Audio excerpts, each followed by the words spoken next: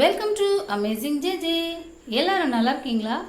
இன்றைக்கி நம்ம ரொம்ப வித்தியாசமான ரொம்ப டேஸ்டான இடியாப்பம் கொத்து எப்படி செய்யலான்றதை பற்றி பார்க்கலாம்.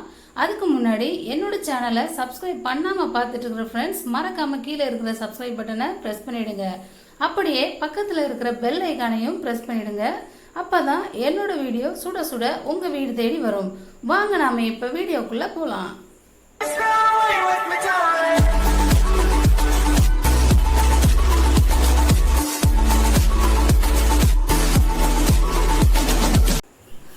மூணு கப்பு பச்சரிசி மாவு, அதாவது 600 கிராம் அளவுக்கு நான் பச்சரிசி மாவு எடுத்துருக்கிறேன். இப்போ நம்ம பச்சரிசி மாவை நல்லா மிதமான சூடு வச்சு வறுத்துக்கணும். இடியாப்பத்துக்கு மாவு வறுத்த மாவில் செஞ்சிங்கன்னா தான் இடியாப்பம் ஒட்டாமல் உதிரியாக நல்லா வரும். இப்போது வாசம் வர்ற வரைக்கும் மிதமான சூடில் வச்சு நம்ம இதை வறுக்கணும். அதிகமான சூடில் வைக்காதீங்க, மிதமான சூடில் வச்சாதான் நல்ல ஒரு வாசம் வரும். வாசம் வந்ததுக்கப்புறமா அடுப்பை ஆஃப் பண்ணிவிட்டு நீங்கள் ஒரு மேஜை கரண்டி அளவு நான் உப்பு சேர்த்துருக்கேன். நீங்கள் உங்கள் தேவைக்கு ஏற்ற மாதிரி சேர்த்துக்கோங்க. அதோட ஒரு மேஜை கரண்டி நெய் சேர்த்துருக்கேன். நெய் சேர்த்து நல்லா கலந்து விட்டுட்டு வெந்நீர் நல்லா கொதிக்கிற வெந்நியை கொஞ்சமாக சேர்த்து இந்த மாவோட கிளறணும்.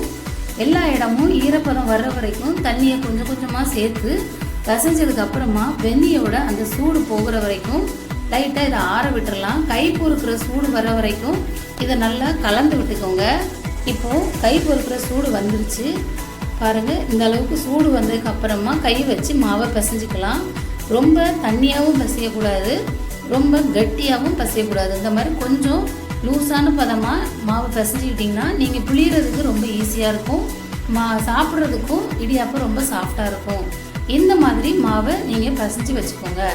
இப்போ நம்ம ஒரு இட்லி பாத்திரம் இல்லைன்னா நீங்கள் இடியாப்பம் சுடுற பிளேட் இருந்ததுன்னா நீங்கள் அதில் கூட நெய் தடவிட்டு இடியாப்பத்தை அழகாக இதில் பிழிஞ்சு நம்ம இதை அவிச்சு எடுத்துக்கலாம்.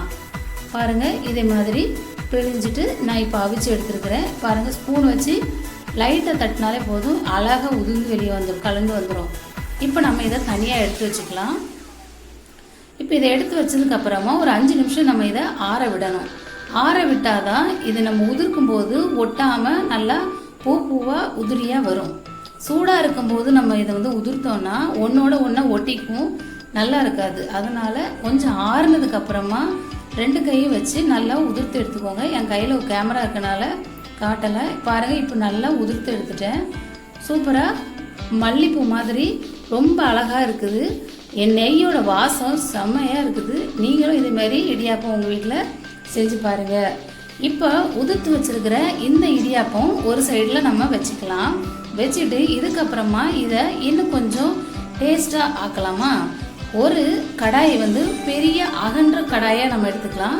அதில் நான் 4 மேஜை கரண்டி அளவு எண்ணெய் சேர்த்துருக்கேன். எந்த எண்ணெயாக இருந்தாலும் பரவாயில்ல.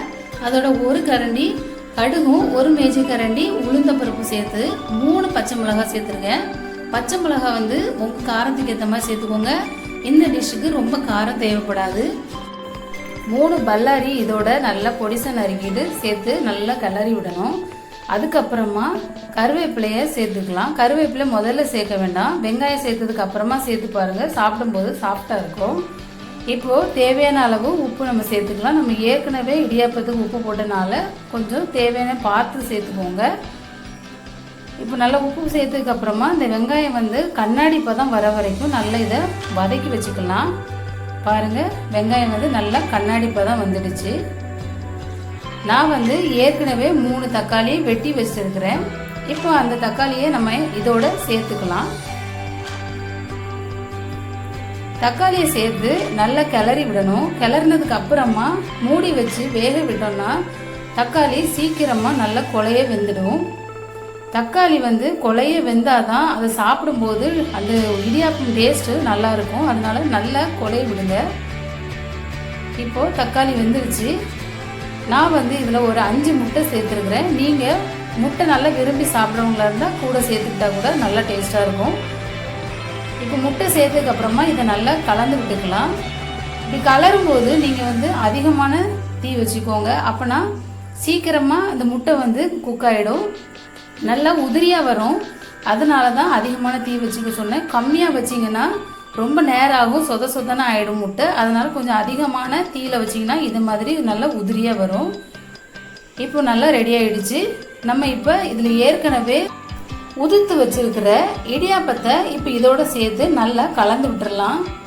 எல்லா இடமும் அந்த முட்டை கலவை படுற வரைக்கும் நல்லா கலந்து விட்டுக்கோங்க. ரொம்ப ரொம்ப சுவையாக இருக்கும். குழந்தைங்க ரொம்ப விரும்பி சாப்பிடுவாங்க. நீங்கள் இதை இடியாப்ப கொத்துன்னு சொல்லிக்கலாம், இல்லை ஒயிட் நூடுல்ஸ்னு கூட நீங்கள் சொல்லி உங்கள் குழந்தைங்களுக்கு கொடுக்கலாம். ரொம்ப விரும்பி சாப்பிடுவாங்க. எங்கள் வீட்டில் எல்லாருக்கும் இது ரொம்ப பிடிக்கும். எங்கள் வீட்டுக்கு கெஸ்ட் வந்தால் கூட நாங்கள் இது மாதிரி செய்து கொடுப்போம். நீங்களும் இதை மாதிரி செஞ்சு கொடுத்து நீங்களும் உங்களுடைய பாராட்டுகளை நீங்கள் பெறலாம். இந்த வீடியோ உங்களுக்கு பிடிச்சிருந்தா லைக் பண்ணுங்கள், கமெண்ட் பண்ணுங்கள், மறக்காமல் கீழே இருக்கிற சப்ஸ்கிரைப் பட்டனை ப்ரெஸ் பண்ணுங்கள். தேங்க்யூ ஃபார் வாட்சிங்.